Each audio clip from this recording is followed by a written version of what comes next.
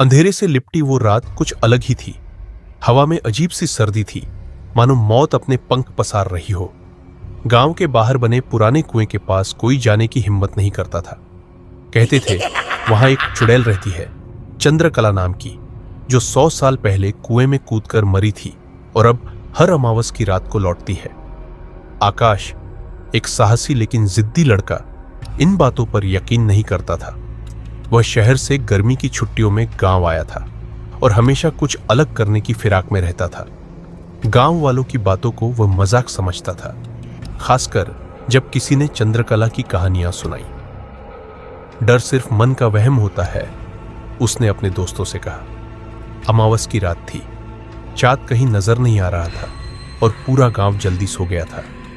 आकाश ने तय किया कि वह आज रात कुएं के पास जाएगा, सबको गलत साबित करने के लिए। रात के ठीक 12 बजे वह टॉर्च लेकर निकला। उसका रास्ता सिर्फ झींगुरों की आवाज और उसके खुद के कदमों की खामोशी से भरा था। जब वह कुएं के पास पहुंचा तो वहां कुछ अस्वाभाविक शांति थी। पेड़ भी जैसे सांसें रोककर उसे देख रहे हो। कुएं के पास पहुंचते ही उसे एक औरत की सिसकियों की आवाज सुनाई दी। उसने टॉर्च उस दिशा में घुमाई। एक सफेद साड़ी में औरत, उलझे बाल, झुकी कमर और आंखें, लाल जलती हुई आंखें। कौन है वहां? आकाश ने कांपती आवाज में पूछा। वह औरत धीरे धीरे उसकी ओर बढ़ने लगी। टॉर्च की रोशनी झपकने लगी और ठंडी हवा तेज हो गई। आकाश पीछे हटने लगा, पर उसके पैर जम चुके थे। आकाश, वह औरत फुसफुसाई, तू आया है मुझे साथ ले जाने? तो तुम कौन हो? उसने डरते हुए पूछा। मैं चंद्रकला हूं, जिस कुएं में मुझे जिंदा फेंका गया था। आज मैं एक साथी लेने आई हूं। तभी अचानक चारों ओर धुंध छा गई। आकाश का शरीर सुन्न पड़ गया।